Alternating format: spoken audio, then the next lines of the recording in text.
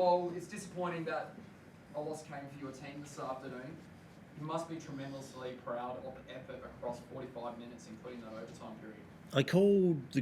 I kind of called half the group out after the Brisbane game where I said I needed a little bit more grit and desire, and then we responded in such with that win down in Tassie, and I felt like we've done that since then. You know, again, you look at someone like, you know, Mojave and KG and Lockie especially, where, you know, this is an opportunity, especially with bodies out. And again, I looked to them today as well and gone, they've done their job serviceably, and it was great. So, look, you know, it's disappointing, but, you know, it's a 7-man rotation where we've got guys ready to come in and help support them. The pieces that will help us will hopefully be enough to get us over the line. I'm sure we're playing a bit of catch-up, but, you know, once we come out of it, the other end of the FIBA break, I mean, is when we'll hopefully want to continue with this type of form with the extra pieces, just to be able to at least provide a little bit of rest.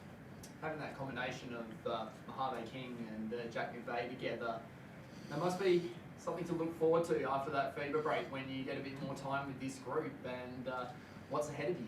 Yeah, I mean, Mo was fantastic. Again, like picking up cotton down one end and trying to get us points on the other end, and played 42 minutes in the process. You know, 3 weeks ago he was not playing. So just super impressed by him, and naturally super impressed by Jack, because, you know, we knew the type of athlete, player and person that he was. But with Mo, I've never really interacted with him before, and so for what he's provided with us the last 2-3 weeks, just been uber impressive. Like, just great dude, good spirit, good character in the change room, competitive, works hard. You know, when we're doing our practice at the moment, because we're managing some bodies, and so even now, like our practices, we're not necessarily running 5-on-5 because we're nursing a lot of injuries and fatigue, and so, you know, we got some other guys having to do extras to sort of make sure their conditioning is topped up, and, you know, Mo's in that group where he's doing extra before practice. He does practice. He does his pep stuff with the coaches, and he stays afterwards and shoot. Like, again, you know, things that, you know, because basketball's a small world and a network, right? And, you know, one of the things that they talked about, maybe Mojave of old, was his work ethic. I've got no issue with his work ethic. He's done more than I've asked him to do, and again, that's just a nice little surprise where I got this 23-year-old who is taking an opportunity. He's busting his butt at practice every day. He'd be with us now for the remainder of the season, obviously with Alex being out. Just, again, super excited, especially with that pairing, as you said, with Jack, but with Wardenberg to come back into the piece too. Yeah, exciting times ahead. And I have to mention about the fact with Jack McVeigh this afternoon, the last 4 games, he's been 20.25 points, obviously after coming back from the injury, getting time with your group.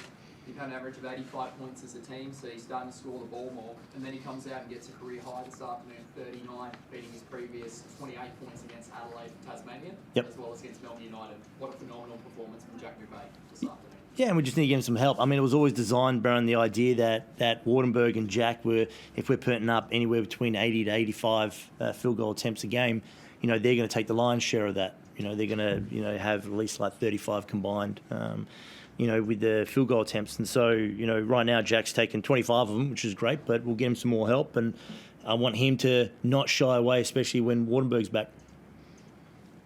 Coach, can you tell us a little bit about the preparation coming into the game? Short turnaround from Friday night. How did you address it with the players, and what were your expectations coming in, given that there weren't too many people that thought you could win here? It was very similar, I guess, to we had a road double where it was Brisbane Tassie, and so it's a quick turnaround. So we spend all week preparing this one for Southeast, which, again, for 2.5 quarters, you know, we did very well. And so with the fact that, again, we got 7 guys playing, the recovery is paramount. So this is where, again, like guys like Rogan, who's part of our high performance team, we had Braden with us with the physio, that takes priority. So we get the flight over, we make sure the guys are fed, make sure they get hydrated and they sleep. And then really it's just, you know, assistant coaches connecting with guys individually to show them some clips, because you don't want to occupy their time too much. We do a quick little team review and then a team prep, and then we do our pre-game stuff. But yeah, it's a quick turnaround. But the reality is basketball's probably secondary. It's about trying to make sure the guys feel good and up and about for this one, which, again, to go into overtime, I wish we had a chance to win it because we were running out of bodies. I don't think we would have survived a double overtime with the guys in foul trouble, but super proud of them because that's the fight and desire that I asked for probably 3 weeks ago. And ever since then, they've responded in that fashion. And it's back-to-back overtime games here in Adelaide where you've come up just short. So it's it must be hard for you as well, being so close. You're up in OT, had opportunities in OT that didn't go your way. How do you sort of compress all that? I mean, there's things you can fix, right? So we talk about, the rebounding. We gave up a couple of second chance turnovers. There's things we can fix. There's things we can't fix, right? And there's nothing you can fix with that. So it's frustrating when it feels like momentum swings are orchestrated, not in our favour. Can't do anything about that. But, the things that we can control, which is, again, the second chance points and the turnovers. But, when I sit here and say that, majority of that solution is going to be fixed with 4 guys returning. And that's what we're going to be making sure that we don't then just take a back step when those guys return. We almost have to get them integrated back into the group, maintaining the same level of energy and enthusiasm that this group showed tonight. Adam, has Mojave been better than you even thought he was going to be when you picked him up? I mean, he's got length, he's got range, he had the Bryce job for pretty much all night. Has he been even better than advertised? He's been fantastic. And this is, and again, timing and luck works in everybody's favour. And so, when we had the injuries that we had, one of the things, right, with NBL1 and NBL running opposite to each other is it's a struggle to find guys that you can get in as injury replacement players that have a level of conditioning ready to be thrown in, right? So, some of the contacts that we spoke to with guys, the last time they played basketball, competitive basketball, would say 2 months ago. They'll say they stay in shape, but, there's a real difference between staying in shape and playing competitive basketball. And Mo was one of those guys I had a conversation with, and he was working out with Brisbane at the time. So the fact that he was available is crazy, but amazing timing. The basketball gods gave us something to sort of help us through this adversity, and we happily accept. But he's 23. He's done so much in basketball already. It's hard to really articulate exactly what I want to say about Mo because he has been amazing. 21 points again tonight, and as you said, had a large majority of that assignment with Cotton and was tired doing it too. I'm glad he's on our team and I get to work with him for the next 3-4 months. On the injuries, do you expect Cole, Cody and Rain to all come back next week? Is that No, December 6th. This one, we got one more game where we're like this, and we got all week to rest the bodies. Again, practice is different for us at the moment because it is what it is. You control what you can control, and we want to try and keep things competitive in a controlled environment where we don't run the risk of further hurting ourselves. But no, the FIBA break is going to be long awaited, and then we come out the other end and we should be full strength for the most part. You're coming back on Christmas Eve. That should be a good contest with those players you're talking about being enhanced then? Yeah, it's always a good venue. The crowd gets into you. They're within a earshot that you can hear what they're saying about you, and it's fantastic, right?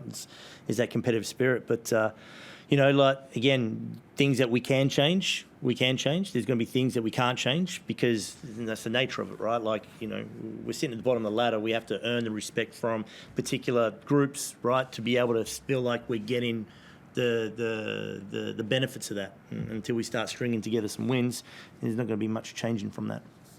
You spent time with Bryce in Perth. We know what he's like, but he has this phenomenal record against the Cairns Taipans. That can't be thrilling for you. Yeah, no, he always talks about the warm gym. He's always like I said. I think he's just a phenomenal player. When you talk about what he's been able to do in his career. Move aside from just the awards, right? The way he's able to impact the game. There's not too many players and it's always an interesting conversation, especially with new guys coming in to the league. And you sit here and you talk about, okay, well, Bryce Cotton, you got to defend in this particular way, or he's really good at this, and especially when new imports coming in, they'll be like, oh, yeah, there was a guy like that in Europe, or there was a guy like that in G League. I was like, no, you got to understand, his level of comfort in this NBL has him playing at a level that is generational, right? And they're like, yeah, no, I get that. Like, you know, like we had a guy in Croatia that played like, no, you don't understand, right? This is a guy that can swing the momentum of the game in his favour and control it, right? Again, last time we played him, it came down to the wire. I think it was a few possessions, and he has 52. And so he single-handedly can swing games in his favour and come out with that result.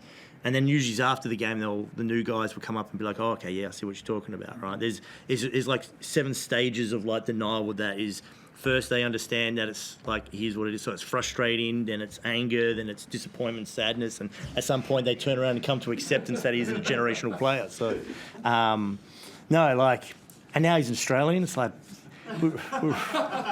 like you're rolling here, you got four imports there, and I got 3 injury replacement players and 2 DPs. And again, I want to bring it back to my group. That's what I'm super proud of. Like, we just battled through it. Sucks that we lost, but it is what it is. Is there room on your Australian 3x3 team for Bryce Cotton? Oh, I didn't even think of that. That is, I'm going to start talking to him about that. That is actually, yeah, no, I'm all about that. That's a great suggestion. I appreciate that. That was a good one. And your team's your first in 3-point frequency and last within 8 feet. Tonight you had 30 looks within 8 feet, and you obviously ran that Hornsted early. Have that shot profile, have you guys talked about changing that a little bit, or is it just whatever presents itself in the game? Or? Well, I think, and again, like, so here's an example, right? Like, so Andrew, we did this whole review process with Drew not getting these calls. And so you send through stuff to the NBL and you say, okay, well, is this a foul? Is that a foul? Is this a foul? Is that a foul? And they're like, yep, no, cool. Let's address this. Let's look at this.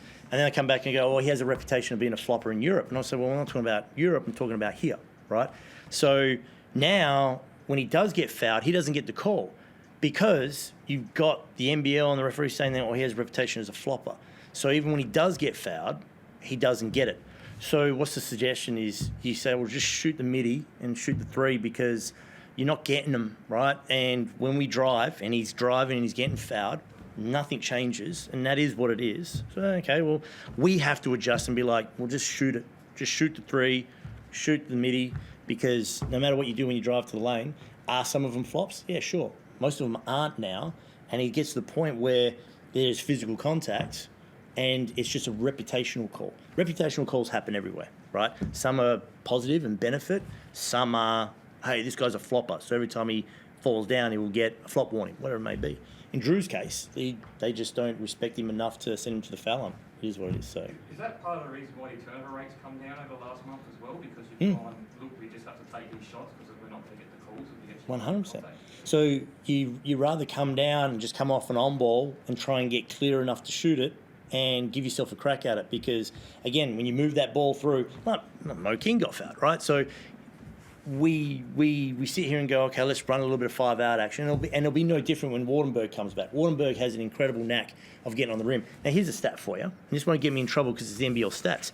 So the NBL does their review process, right? And they'll send through the stats of every player with miss or make calls.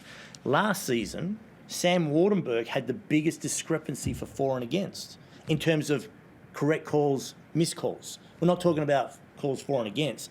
So I can sit here and go, bro, change this. Or I can accept it and go, well, this is from the NBL, where out of the 100 and something players available, Sam Wardenberg is the one that has the biggest discrepancy. And it's the NBL stats, not me making it up, of correct first. Okay, Wardenberg, just shoot it. Just get on the rim, lay it up, shoot the 3 ball, because you're not getting the calls. He gets frustrated. We all get rattled. Like, there were segments throughout the game where we got rattled. Oh, it's frustrating, but just shoot it then. And that's where, again, like, Sco hit a timely 3, KG hit some timely 3s.